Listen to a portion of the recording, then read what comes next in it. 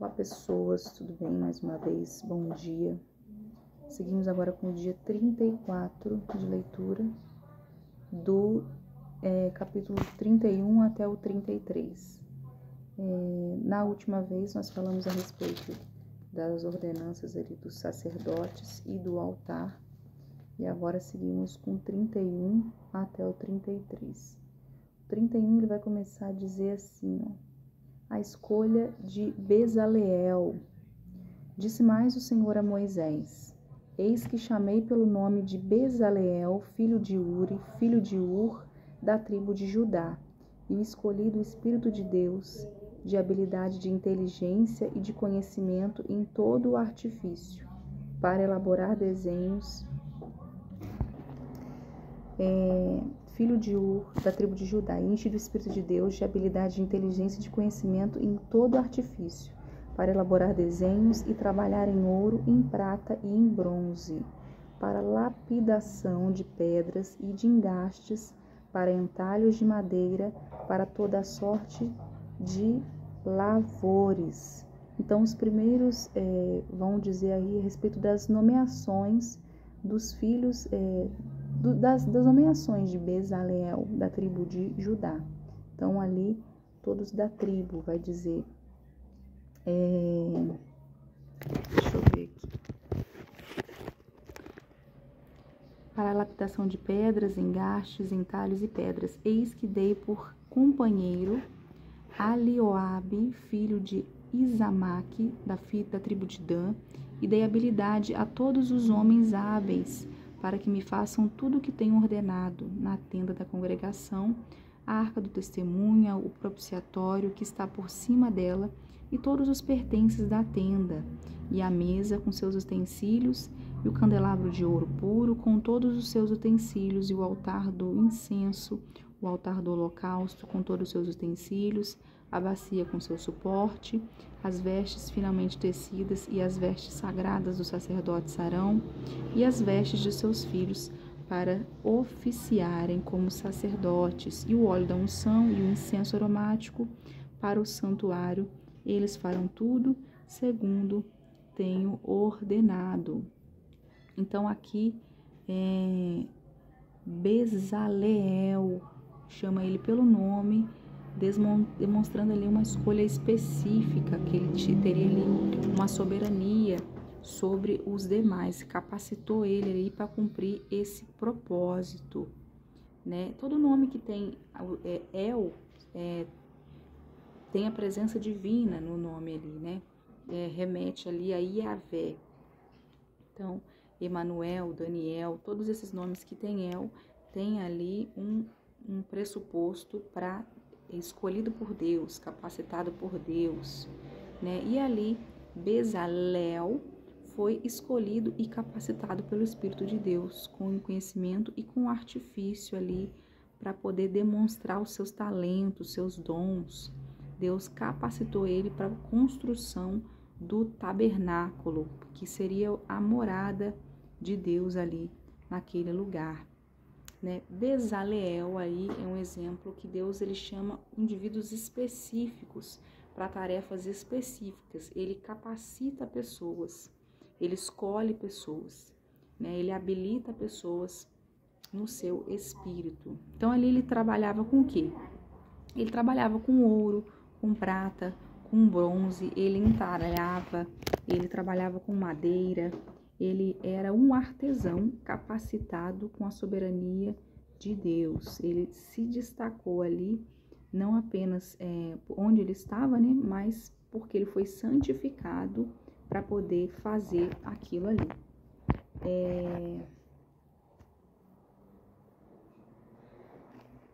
Aí, o verso 6 vai dizer Alioabe, né? Outro artesão ali, responsável pelos utensílios, né? Colaborar aí na construção, no serviço, né? Fala que ele também era hábil, né? Ele teve os itens aí da arca, a arca do testemunho, o propiciatório, os móveis, os utensílios de ouro, o incenso, o altar, as pias, as bases, as vestes, o óleo da unção, todos esses itens aí eram para ele poder manusear o cuidado ali, a precisão do serviço de Deus, né, para adoração de Deus.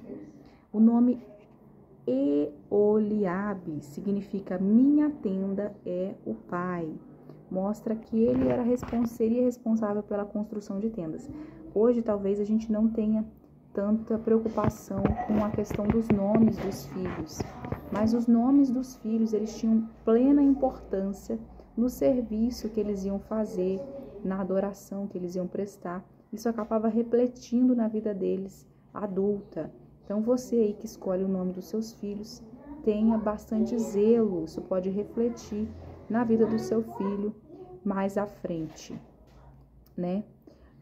O verso de número 9 vai dizer as indicações ali da criação que ele tinha que exercer e depois Deus vai garantir que cada aspecto do tabernáculo fosse santificado de acordo com a sua vontade. Do 12 até o 17 vai falar o sábado e as tábuas do testemunho.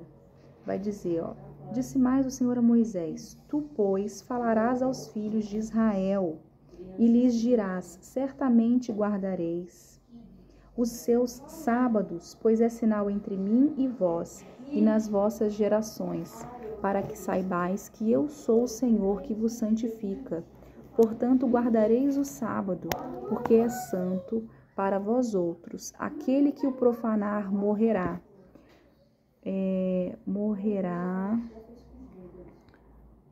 Pois qualquer que nele fizer alguma obra será eliminado no meio do seu povo. Portanto, guardareis o sábado, porque é sábado para vós outros.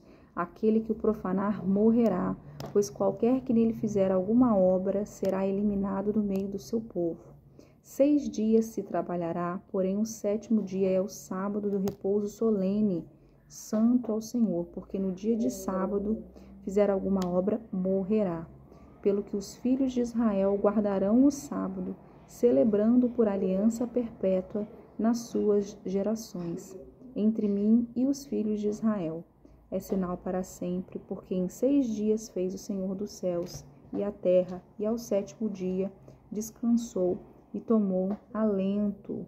Então aqui a gente vai ver que Deus ele vai enfatizar mais uma vez a importância do sábado, sinal de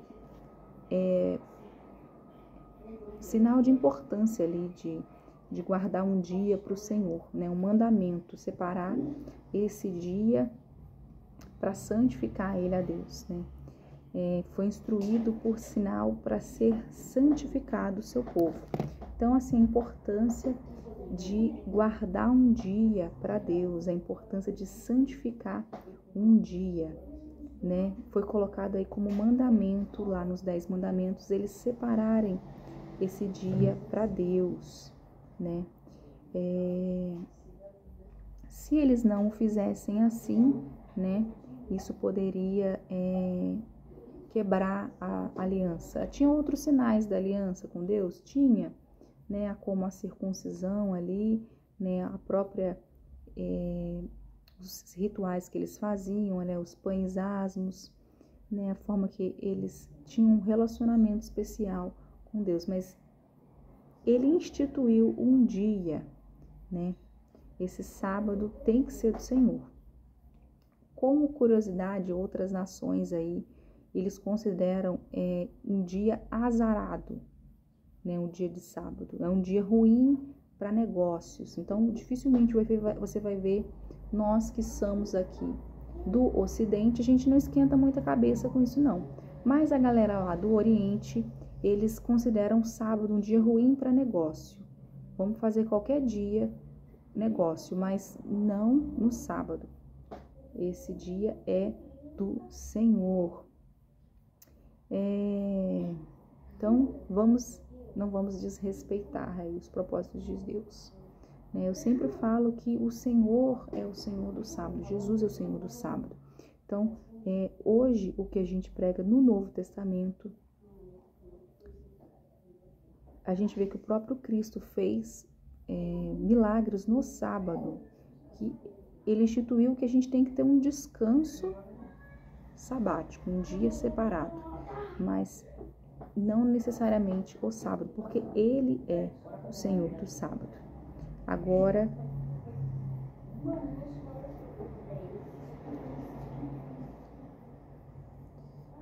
tu, pois, falarás aos filhos de Israel e dirás, certamente guardareis... eu já li isso aqui, né?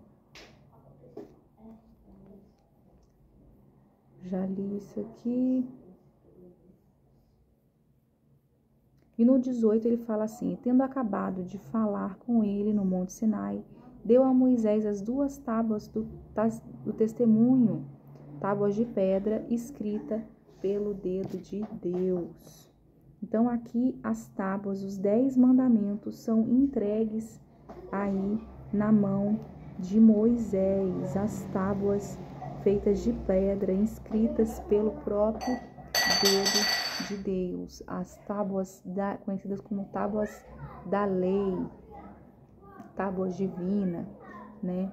Não houve intervenção do homem, houve intervenção totalmente divina ali para que aquelas tábuas fossem criadas, né? 32.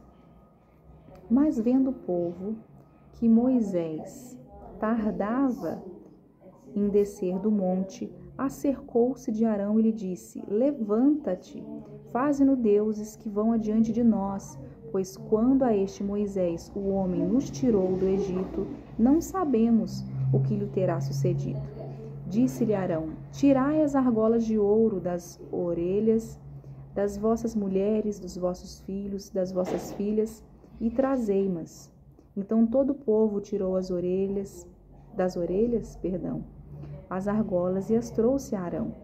Este, recebendo-as nas suas mãos, trabalhou o ouro com buzil e fez dele um bezerro fundido. Então disseram: são estes, ó Israel, os teus deuses, que te tiraram da terra do Egito. Arão, vendo isso, edificou um altar diante dele e, apregoando, disse: amanhã será festa do Senhor. Então aqui começa o povo de Israel impaciente por conta do retorno de Moisés lá do Monte Sinai. Vendo aí que ele demorava para descer, Arão acaba representando aí ele e algumas pessoas ali, representantes do povo, né? Fala representantes do povo. Fizeram deuses que o conduzissem. Então, olha só que coisa. O pecado ali, nesse ponto, mostra que a impaciência também não é algo bom, algo que também profana a vontade de Deus, né? E ali, o desejo que eles tinham ainda no coração de ver um Deus físico, visto que Deus não tinha uma presença física, não era algo que se poderia ver. Tinham coisas que representavam a presença de Deus, mas eles queriam tocar em algo, né? Então eles tiveram ali a brilhante ideia, só que não, de criar um ídolo feito pelas próprias mãos dele, que representasse aí a libertação da servidão do Egito. Então, algo que representasse isso, eles resolveram fazer um bezerro. Arão ali não soube se impor, ele foi conivente com a idolatria do povo. Então, ele permitiu que as pessoas assim fizessem. Ali, eles criaram com o ouro das mulheres, dos filhos, das filhas, com todo o ouro ali que eles encontraram, eles fundiram um bezerro totalmente feito de ouro, com esses brincos que as pessoas possuíam aí, provavelmente os despojos da guerra, né? Da guerra não, da libertação, né? Que eles receberam. Então aquilo ali, aquele ídolo, na verdade, era uma grande traição a Deus, né? Simbolizava isso, uma traição a Deus. A palavra em hebraico, bezerro, significa, refere-se a um jovem touro que simboliza força e fertilidade. Muito comum ali nos cultos daquela época, de outros deuses, né? Então ali eles queriam representar força, né? Mas Deus tinha instituído nos mandamentos, especificamente, que eles não deveriam fazer imagem de escultura. Só que até esse momento, Moisés ainda não tinha descido do monte com as tábuas. Mas o povo já estava desobedecendo o que Deus havia instituído. Arão também não teve pulso firme ali para poder segurar o povo na marra, né? Ele simplesmente foi conivente com a situação. Ainda fala aí no verso 5 que ele construiu um altar, para você ver como que Arão ele se deixou levar, né?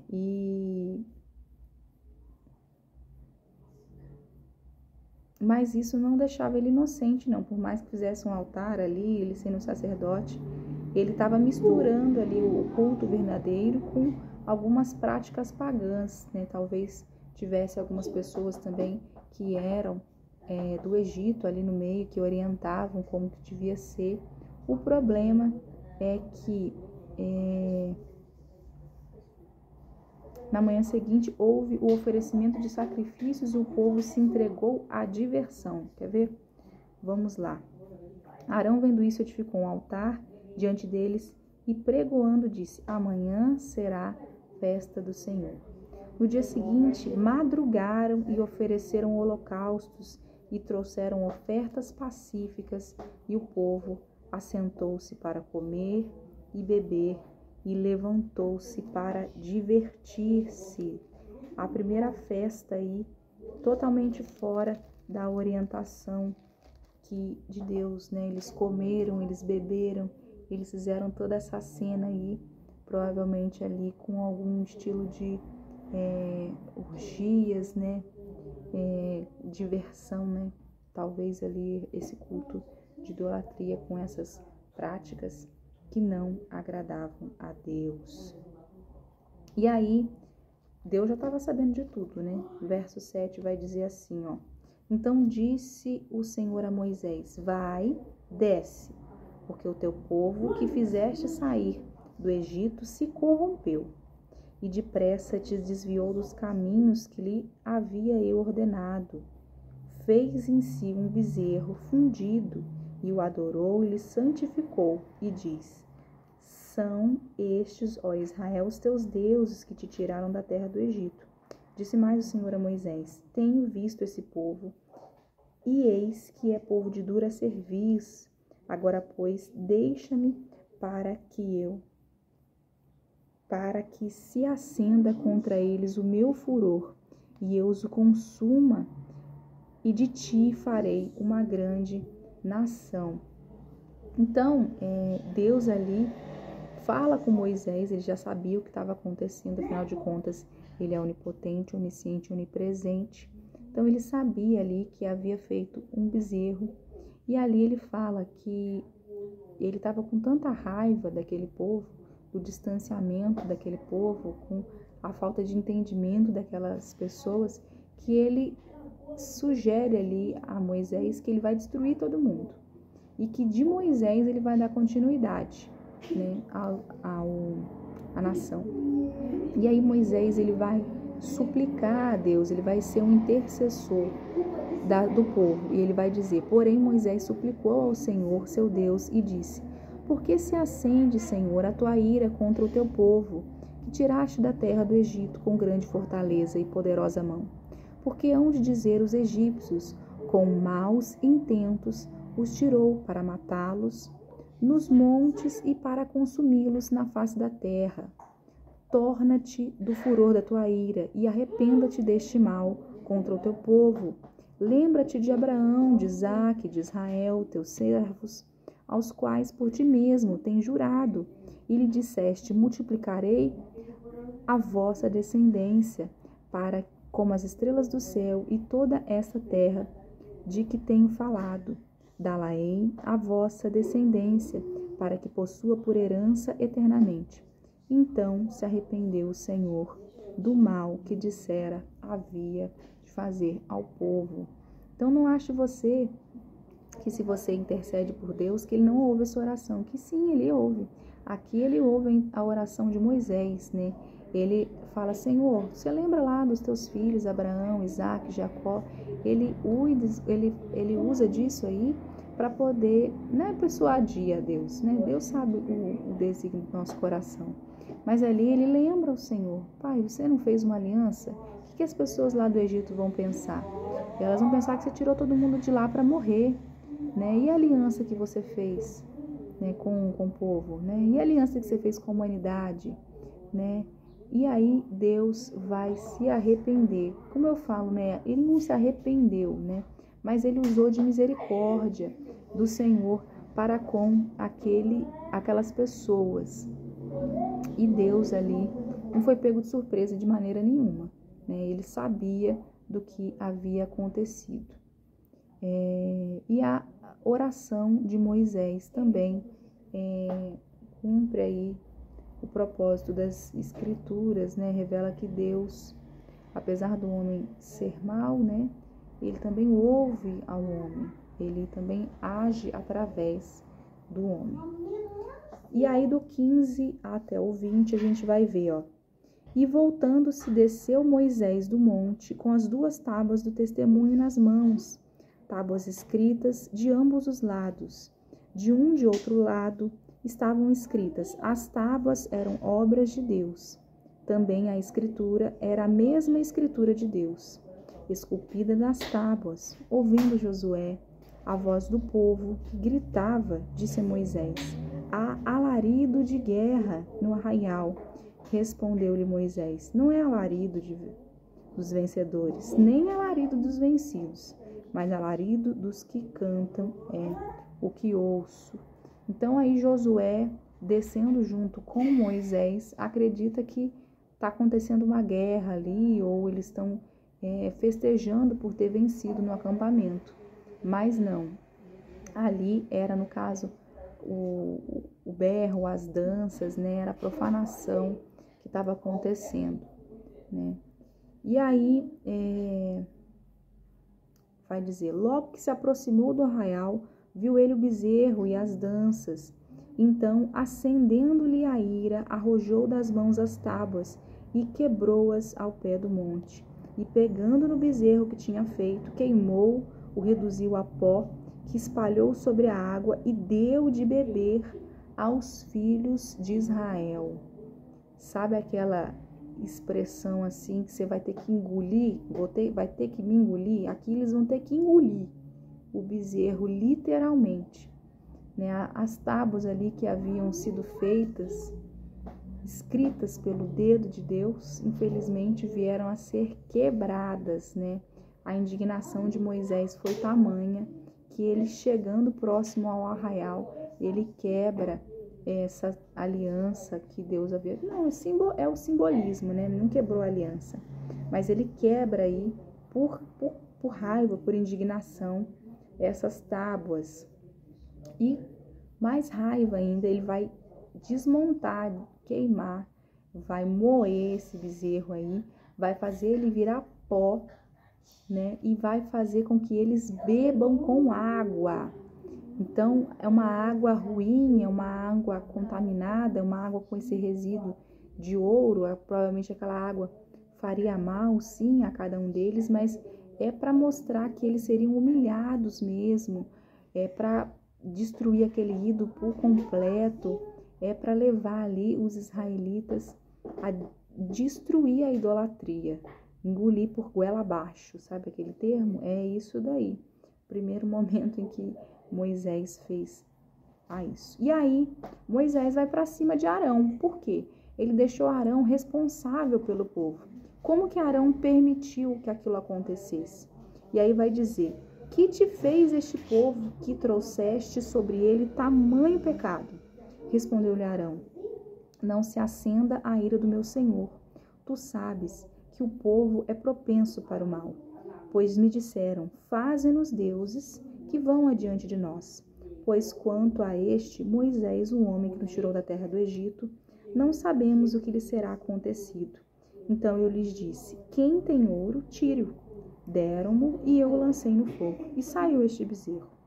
Vendo Moisés que o povo estava desenfreado, pois Arão o deixará solta para a vergonha no meio de seus inimigos, pôs-se em pé à entrada do arraial e disse: quem é do Senhor, vem até mim.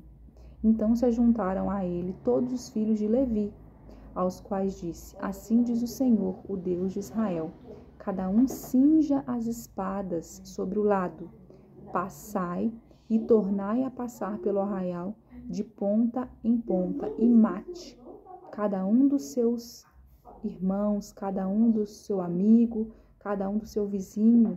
E fizeram os filhos de Levi, segundo a palavra de Moisés, e caíram do povo naquele dia uns 3.000, pois Moisés dissera: consagrai-vos hoje ao Senhor, cada um contra o seu filho e contra o seu irmão, para que ele vos conceda hoje a bênção. Então aí ele vai para cima de Arão. Arão fala que infelizmente ele se deixou levar, né? Ele fez ali o que o povo mandou, ele tenta se justificar, né? Usa aí de malícia na hora de falar com Moisés, mas se justificar ali, mostrando a fraqueza humana, né? Às vezes a gente cai, a gente peca, e a gente tenta se justificar diante de Deus, a gente tenta dar desculpinhas, né? Mas a gente não pode tirar a responsabilidade, a gente tem responsabilidade pelos nossos pecados. Por isso a lei da semeadura, tudo que a gente planta, a gente vai colher. Se você faz mal a alguém, lá na frente você colhe, saiba certo, você pode até pedir perdão, mas a gente colhe daquilo que a gente faz de errado, né? Esse comportamento a gente também viu lá no Éden, lembra? A queda lá no Éden, Eva tentando botar a culpa no esposo, Arão tentando botar a culpa no povo. E ali eles são punidos por essa idolatria. Eles têm que beber aí esse bezerro. Ele ali todo batido em pó. E ali Moisés também faz a separação entre os que eram do povo e os que não eram, os que eram de Deus e os que não eram. E aí aqueles que tiveram oportunidade de arrependimento e que realmente se arrependeram, eles foram perdoados. Mas aqueles que não se arrependeram do que havia sido feito, a palavra vai dizer que eles foram mortos. Cerca de 3.000 homens foram mortos naquele local. Então, o Senhor, ele não aceita idolatria. A idolatria, o pecado da idolatria vem com pena de morte. Isso no Antigo Testamento, né? Então, o Senhor não aceita, somente a Ele devemos dar graças, glória, somente a Ele deve ser adorado. Ele não aceita que outro seja colocado no lugar de pedestal a Ele. Então aí, os levitas, eles vêm aí, a tribo de Levi, a restaurar a ordem no acampamento de Israel. E aí eles são abençoados pelo Senhor. Passam a ter uma importante função ali no serviço com Deus em Israel.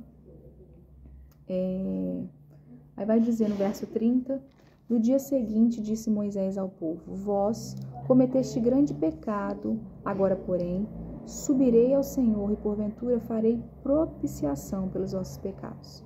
Tornou Moisés ao Senhor e disse: ora, o povo cometeu grande pecado, fazendo para si deuses de ouro. Agora, pois, perdoa-lhe o pecado, ou se não, risca-me, peço-te, do livro que escreveste. Então disse o Senhor a Moisés: riscarei do meu livro todo aquele que pecar contra mim. Vai, pois, agora, conduze o povo para onde te disse. Eis que o meu anjo irá adiante de ti, porém no dia da minha visitação vingarei neles o seu pecado.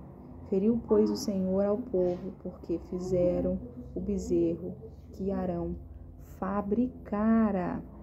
Então, mesmo Moisés ali tendo subido ao monte, intercedido pelo povo, preocupado aí com o pecado do povo, mostra que o Senhor, ele de certa forma não perdoou não, ele não aliviou não. Vai dizer que ele vai riscar do livro o nome daqueles que pecaram. Em outras palavras, Moisés estava dizendo ao povo ali que eles estava disposto a perecer se os pecados não fossem perdoados.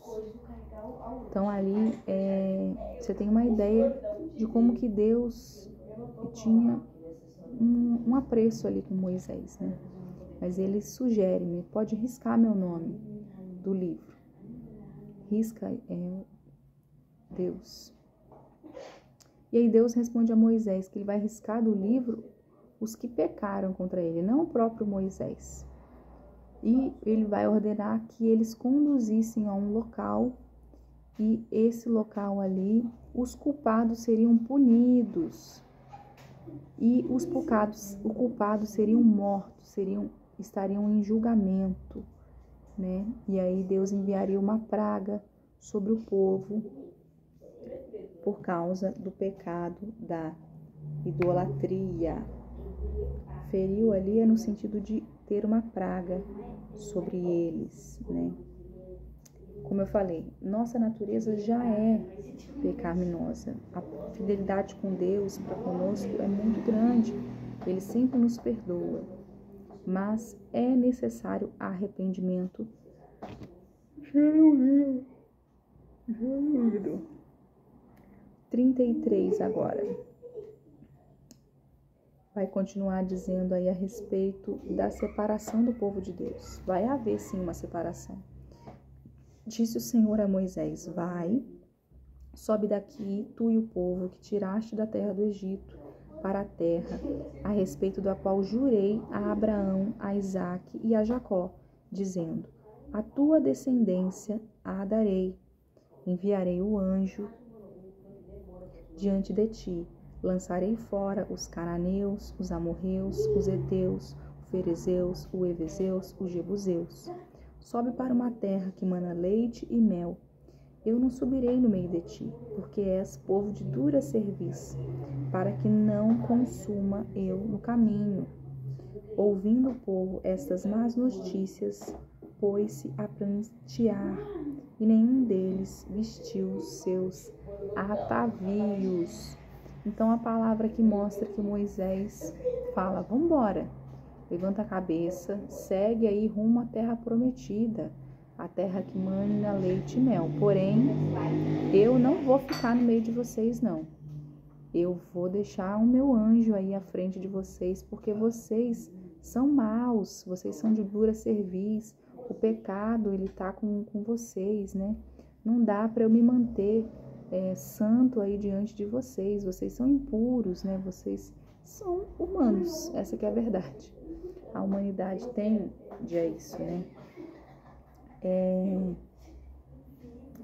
Embora Deus tivesse falado isso lá no começo, em Abraão, Isaque e Jacó, ele fala que ele não ia poder habitar no meio deles por causa da rebeldia constante, mas que haveria um anjo, né, sempre à frente de Israel, guardando ali o povo de Israel diante daqueles locais.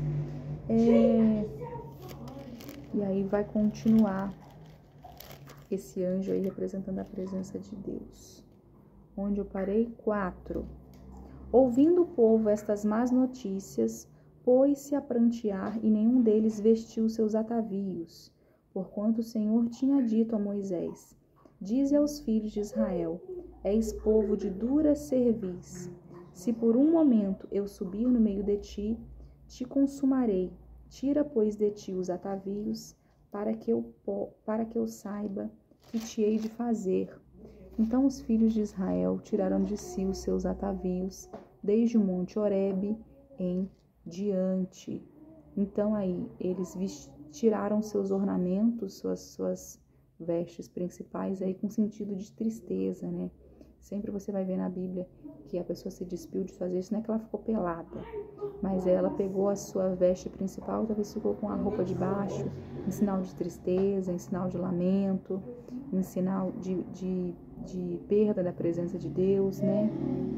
Em sinal de arrependimento, né? E eles seguiam ali sem a presença direta, mas com o anjo do Senhor, né? Sabendo que haveria ali de muitas coisas se cumprirem, né? Inclusive ali ele tirar dele a presença e também ceifar ali, vir uma praga sobre os demais homens.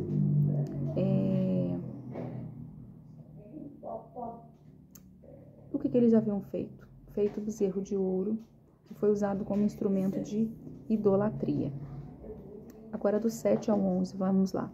Ora, Moisés costumava tomar a tenda e armá-la para si, fora, bem longe do arraial, e lhe chamava a tenda da congregação. Todo aquele que buscava ao Senhor saía à tenda da congregação que estava fora do arraial.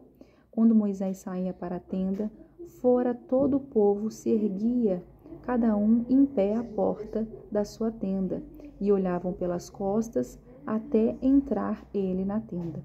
Uma vez dentro Moisés da tenda, descia a coluna de nuvem e punha-se à porta da tenda, e o Senhor falava com Moisés. Todo o povo via a coluna de nuvem que se detinha à porta da tenda. Todo o povo se levantava e cada um à porta da sua tenda adorava ao Senhor. Falava o Senhor a Moisés face a face, como qualquer fala a seu amigo. Então voltava Moisés para o arraial, porém o homem, Josué, seu servidor, filho de Num, não se apartava da tenda. Então aqui tinha uma tenda na congregação, fora do acampamento, né, fora da presença ali, um pouco distante fisicamente da tenda do povo ali, da presença das pessoas, por causa do pecado mesmo das pessoas, né? Então essa tenda era fora do arraial e ali Deus se fazia presente, né? Pelo menos assim, no meio deles, eles conseguiam presenciar através da nuvem que estava ali. Aquela nuvem, aquela coluna de nuvem, ela descia à entrada da tenda sempre que Moisés estava nela. Então significava que Deus estava ali com Moisés. Essa coluna então simbolizava o Senhor, e eles tinham fisicamente essa visão de que Deus estava com eles. Deus, ele buscava uma forma de sempre estar com o seu povo, mesmo que seja por alguns instantes. Ele sempre estava ali. Aqui no caso, face a face com Moisés, né? A expressão usada aqui fala com ele como quem fala um amigo. Então, realmente, Moisés tinha uma comunicação direta com Deus, uma pessoa que tinha um relacionamento diferenciado com Deus, né? Ele tinha outras pessoas ali que recebiam revelações, sonhos, visões, mas Moisés era o real mediador entre Deus e o povo, né? Aqui você vai ver que Arão ali estava próximo da tenda, né? Ele não se apartava. Arão,